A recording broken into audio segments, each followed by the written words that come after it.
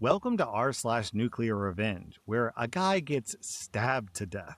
Our next Reddit post is from No Anteater. My parents came to the United States in 1987 from Zacatecas, Mexico. A few of my uncles and aunts were living here in South Central LA before my parents came. I have 5 siblings, 2 sisters and 3 brothers. I'm the youngest now at 18 years old. My sister is 3 years older than me, now 21. She was 13 at the time of this story.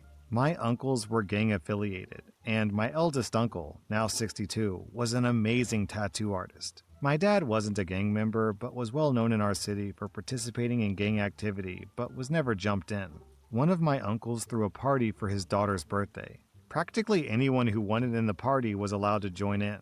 I know, a stupid mistake for them. My sister was left alone at the party, sleeping in my cousin's room, since our parties always ended up going until the next morning. The door to my cousin's room did not have a lock. As my sister was sleeping, she felt someone touching her. As she woke up, she realized it was the boyfriend of one of our older cousins. He was 19 at the time. Nothing was known beyond that until a month later when my sister finally told my mom.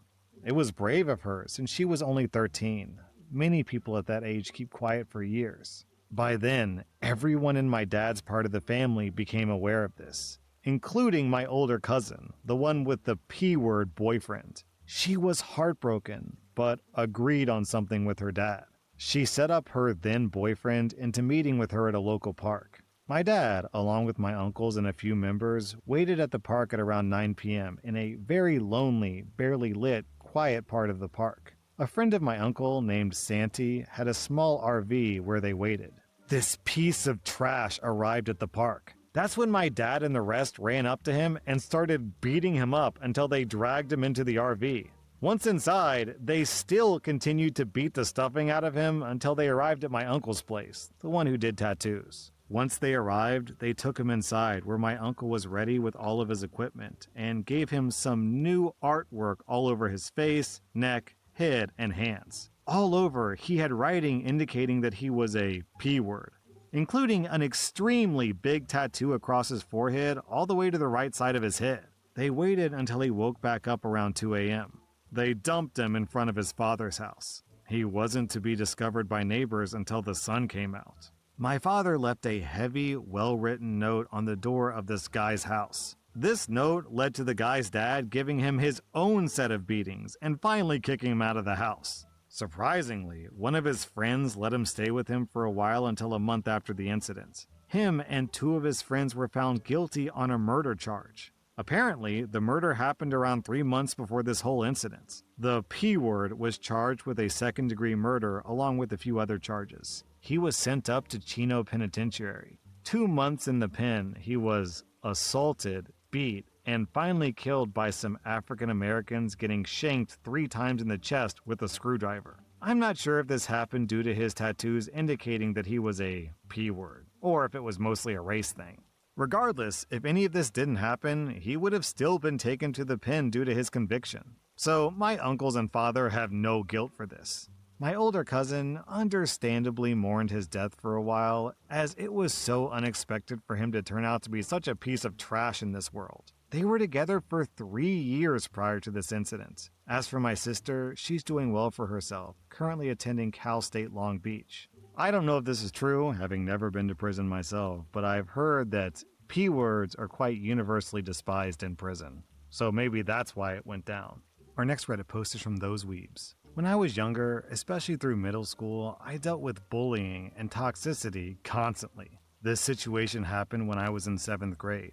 During that time, I was progressively bullied by a group of kids I'll call the Goonies. I am not a small person, and I never have been. Around that time, I was around 5'11", 150 pounds. Although I was big for my age, I had never been one to fight back. I have impulse control issues and ADHD, so when I get worked up, I have a hard time calming down or I got overboard. Even so, I could mostly hold back my emotions when I was on medication.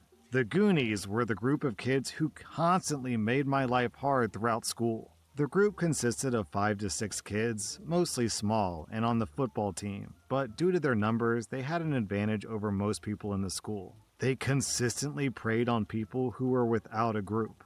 Most of the time, they just took food items during lunch and asked for money from others. On the bad days, they would fight others and take whatever they wanted. They had been preying on me and my group of friends for a while, mostly talking trash and taking food. This time was different though. I had worn my grandfather's chain and cross to school. I had gotten it as an inheritance when he passed away the week before. When I tell you that it meant a lot to me, it did.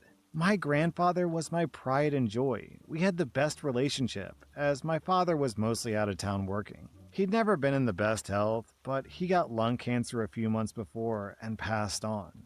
The chain was all I really had besides some model train sets and a ukulele. That day, I wore my chain to remove some of the grief that I was feeling from his passing to make it through the day. My friends knew about the passing and were trying to comfort me throughout the day. But the one class I don't have with them was gym, and in our school, we're required to remove jewelry before class. That part was uneventful. The problem was when I went back to the locker room. All the Goonies had gym the period after me, so I would see them when I was in the locker room. As I walked in and took my chain out of my locker, one of them took notice and immediately asked what I had in my hand. I, of course, wanting to not cause problems, said nothing important. I went to the bathroom to put it on, and when I walked out, all of them were waiting for me.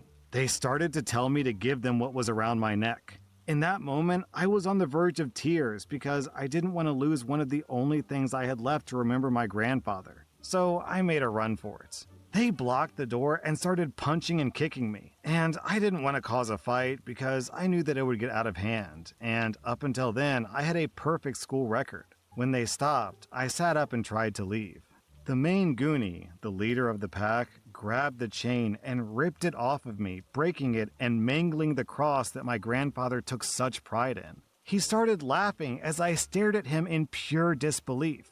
I saw red. I lost it and started pummeling the main kid, grabbing him by his collar and smashing his head over and over again into the concrete, while his friends watched screaming, trying to pry me away. The gym teacher heard all the commotion and came in running, yanking me away from the main goon and locking me in his office. He called the nurse and an ambulance. He was freaking out. I got suspended for 3 months due to cameras in the hall.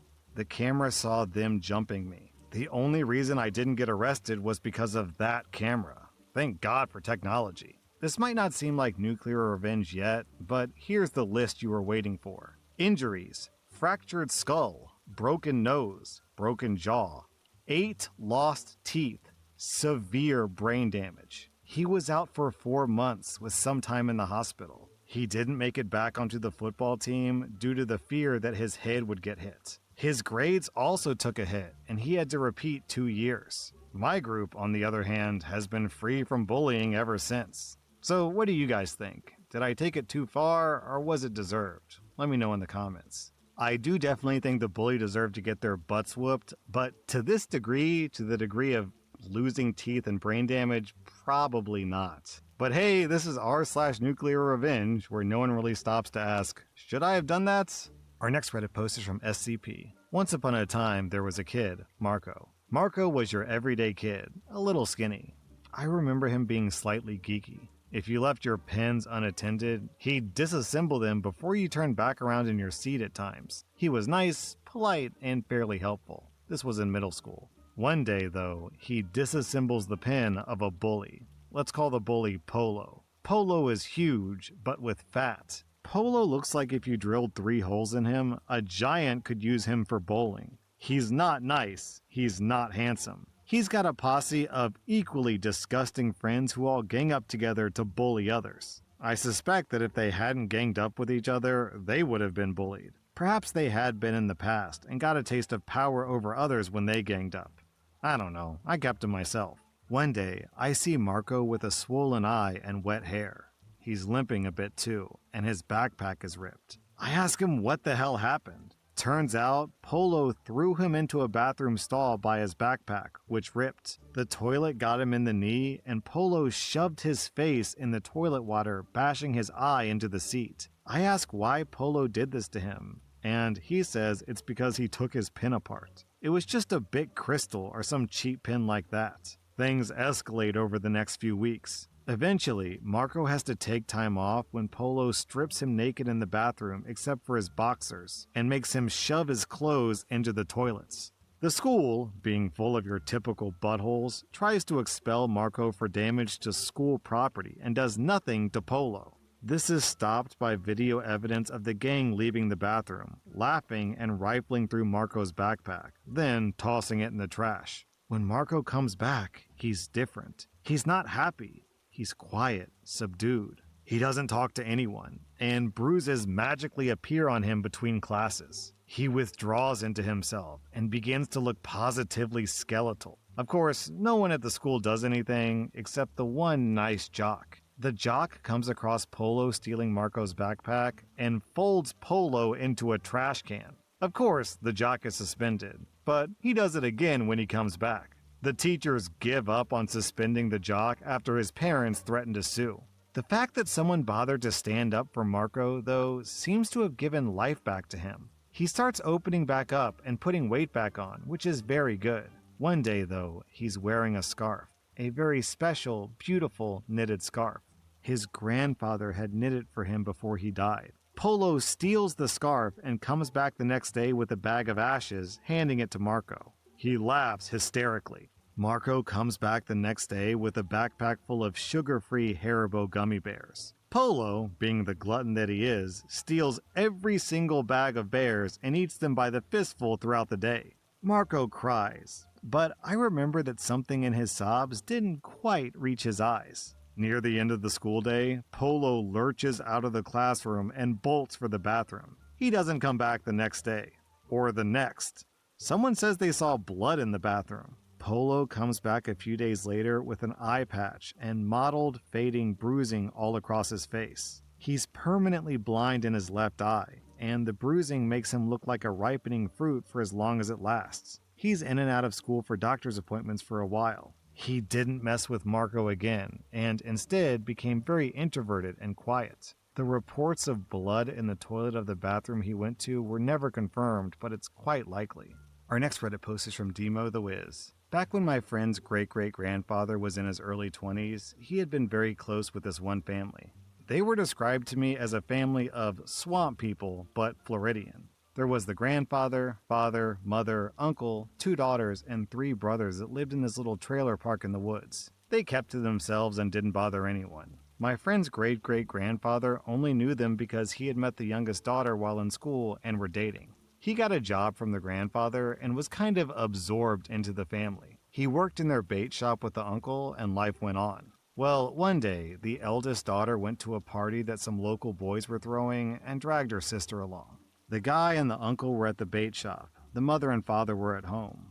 No one knew where the 3 brothers were, and the grandfather was on the couch napping his 6th beer away. During the party, the 2 sisters split apart, and the younger one ended up getting pulled away by 2 guys. They did you-know-what, and then ran when the older sister found them. News got back to the family quick, and, as my friend put it, the brothers miraculously materialized and the old man rose. For the next week, the men of the family searched for those boys and found them. They weren't locals, they were visiting family. But the men broke into their home, beat them up, tied them up, and took them deep into the Everglades. In the glades, the grandfather handed my buddy a revolver and said, "She's your woman." So my buddy took the gun. My buddy thought about just shooting them dead then and there, but instead shot them each in one leg and told them, "If you find your way back, I guess I'll forgive you." Then my buddy and his family left. Those guys were never heard from again. They never came out of the glades, and their truck was later sold to a neighbor by family members. My friend told me he asked why the guy didn't just shoot them, and he said, "I wanted to see if God would forgive them, because I wouldn't." That was r/nuclear revenge, and if you like this content, check out my podcast where I publish the exact same episodes. Also, hit that subscribe button because I put out new Reddit videos every single day.